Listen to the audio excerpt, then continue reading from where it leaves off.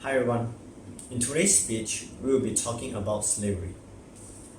So, when we heard about the word slavery, I'm sure that most of us will actually think, oh, slavery only happens in the history. As our society develops, I'm sure that slavery doesn't even exist anymore. But no, slavery still exists. It is still all around us, but often just out of our sight. We call it modern slavery. But before we get deeper to our speech, I would like to introduce my group members who will be talking in this speech. And they are Ong Kai Yi, Tang Jia Hui, Ling, and I, Ong Jai Sheng. Alright, let's get back where we stopped. Modern slavery.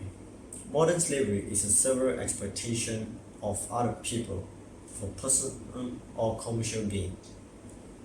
Not only that, it also covers a wide range of exploitation and abuse, including forced labor, domestic labor, child labor, and sex trafficking, which we will be talking in our speech.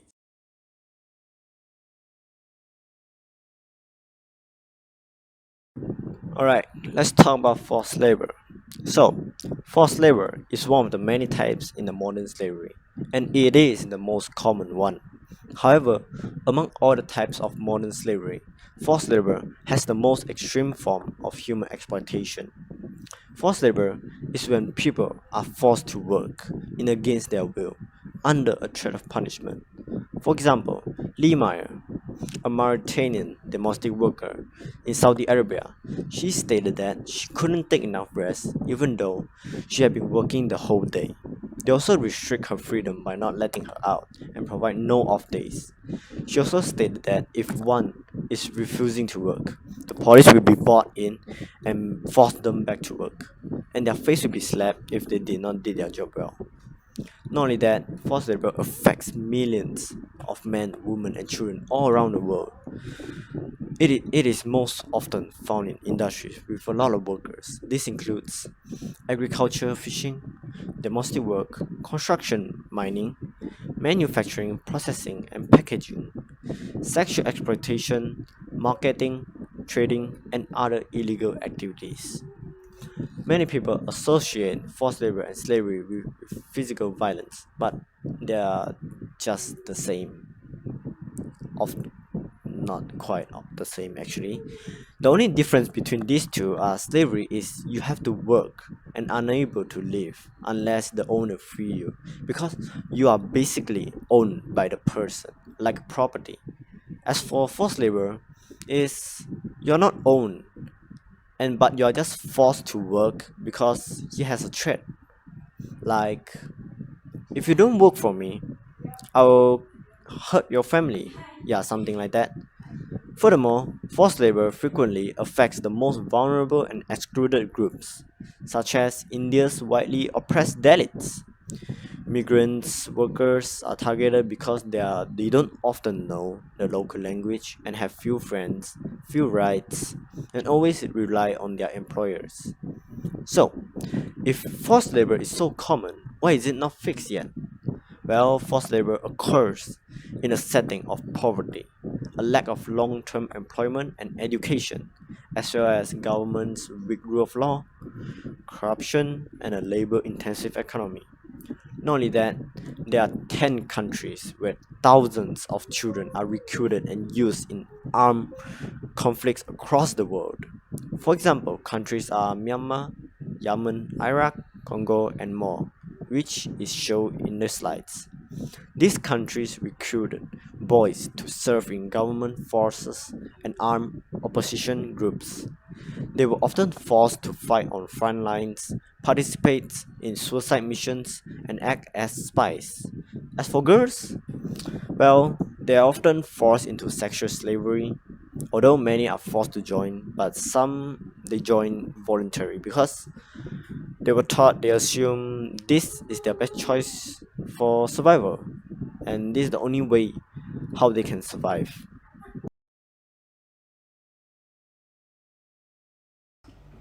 The second type of slavery I'll be sharing with you today is child labor. According to the IOL, child labor is defined as work that deprives children of their childhood. Child labor is very harmful to a child's physical and mental development. This includes jobs that are physically, socially, and or morally dangerous that interferes their schooling. In such modern days, child labor is still being practiced across 197 countries, across countries such as Eritrea, Sudan, and Afghanistan. Ever since the pandemic, child labor has faced its first increase, first time in 2 decades. Child labor has a lot of negative impact on child. It could cause impacts such as extreme bodily and mentally harm, some case even death. And often enough, these children are not being paid enough for their hard work, bringing issues such as economic exploitation. The long working hours also limits children access to childcare and healthcare. Since it's such a major issue, you must be wondering why is it still happening. Child labor is commonly found in less economically developed countries. It means that poverty and unemployment is widespread across the country. Children are being forced to work because there isn't enough income for their family. The second reason why child labor is still common is because free education is limited. Parents don't understand the harm of child labor, therefore they think child labor is okay and it should be allowed to practice. Some children don't have access to free education, therefore their parents think sending them to work would be a better option for them. In most situations, child labor involves working in extreme dangerous condition, this including mining. And one of the common mining still uses child labor is cobalt mining. The habit is still being practiced because the demand for cobalt is still high. And where do we find cobalt? Cobalt is found in our batteries, such as in our phones or in our electronic device. It's everywhere. And firms such as Apple, Samsung, and 990 other countries are still practicing child labor. In DRC alone, there are 4,000 children are being forced to work in cobalt mining. And this takes up one-fifth of the illegal miners. With such long working hours, children are being forced to work 12 hours a day with a minimum wage of $1 to $2 USD per day. Of course, with poor working conditions, there are many children that are facing health condition, death in some cases. But child slavery doesn't just end here. In some extreme cases, child slavery can even involve in sex trafficking. Now I will pass it on to our next speaker, Kai Yi, and he will be sharing some information about sex trafficking. Thank you.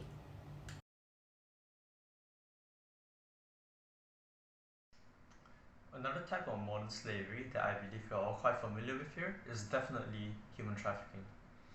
Even though we don't see it with our own eyes, human trafficking is still very much alive even till this day. On a worldwide scale, traffickers will often use false promises to bait and enslave their victims, which could be both adults or even minors. Though a majority of their victims are often indigenous people or people that are living in abject poverty, because this is mainly due to the fact that people from these communities are often lacking the rights to access basic services such as education, which in turn led them to be more vulnerable to sex trafficking, which is what I wanted to talk about today. Many times, people from these communities are offered false employment opportunities in big cities, but they usually end up in an entirely different situation. For example, men and boys, they are typically offered jobs for construction work or even agriculture overseas. but in the end, they are forced to perform commercial sex acts. And it's no different for the young girls and women. They might be offered jobs as a babysitter or waitresses, or for those that have a more voluptuous body, maybe even a model. But in the end, they are all abused, threatened, and then forced to be sex workers. More often than not, traffickers would often control their victims by saying that they could be free after paying off their debt. But who knows how much this debt really is? So being free is all just a pipe dream for them.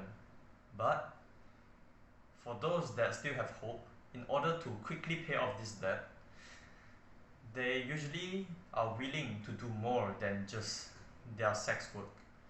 Some even go to the lengths of helping to recruit more victims or even help transport the victims.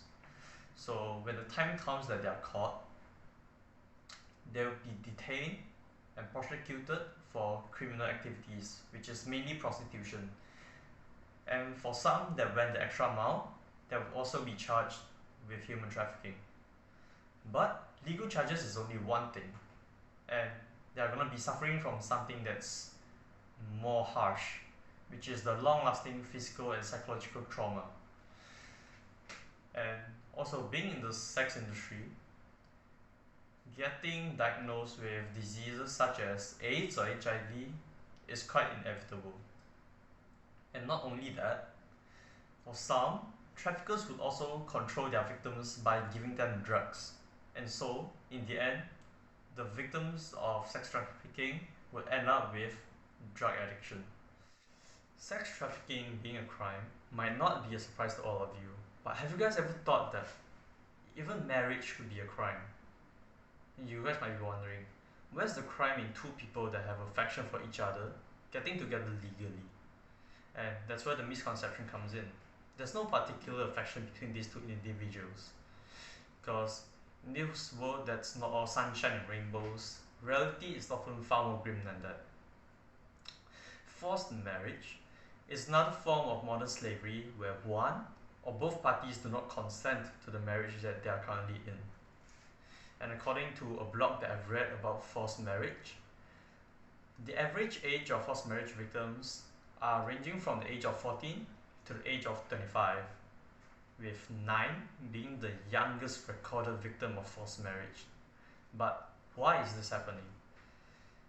On wealthy families, usually parents would force their daughter to marry the son of another wealthy family in order to preserve or maintain their family's wealth. Or in another case, their daughter might be forced to marry the son of another company in order to forge a better business partner relationship. But that's only for the rich people. Not only that, even victims of rape might sometimes be forced to marry their rapist in order to protect her reputation. But I feel that that's a wrong approach, as if I'm in her shoes and I'm being forced to marry my rapist, I would feel more sad and depressed than I already currently am. And as I've touched upon the topic of human trafficking and sex trafficking just now, even forced marriage can be linked to human trafficking.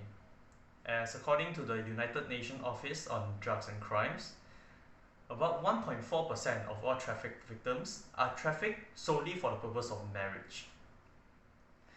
And these victims, after marriage, are usually kept as domestic sex slaves where they are raped and abused. These marriages never ends up in a happy ending for the victim. There might be a possibility that it could, but I highly doubt it. As I've said, this kind of things happens everywhere and all around us, but we just don't know where to look. So if there's a possibility that anyone that we know are in this kind of situation where they are forced to be married, it's best for them to seek help and support as soon as possible.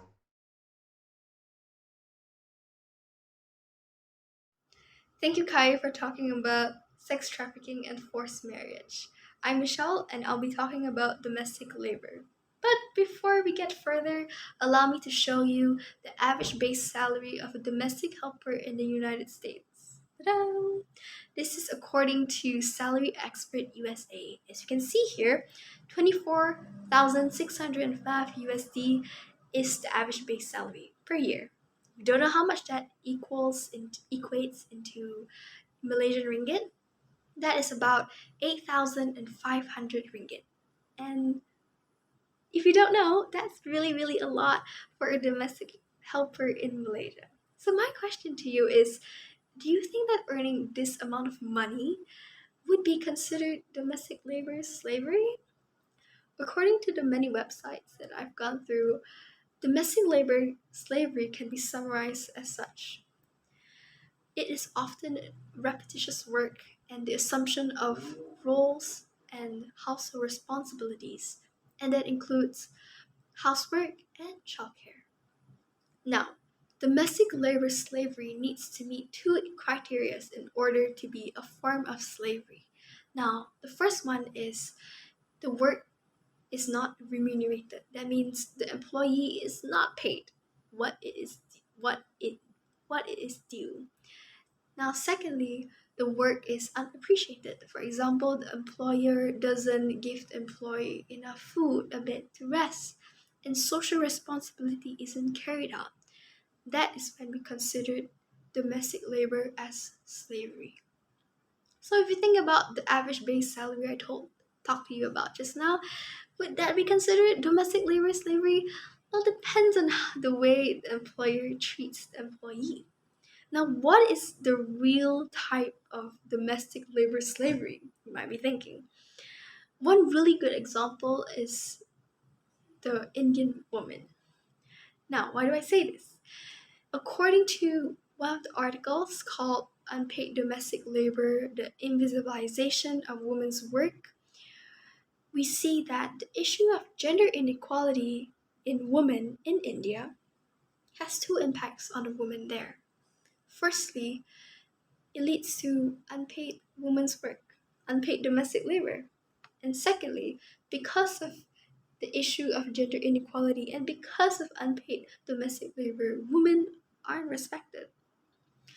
Now, if we look at a different article, Down to Earth, Unpaid Work, the Woman, and the Burden of Unpaid Labor, we see that the proportion of unpaid work globally is in women is far higher than in men.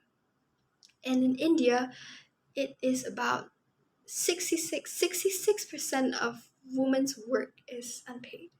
Think about it, that's really, really a lot. Like, that's really a lot.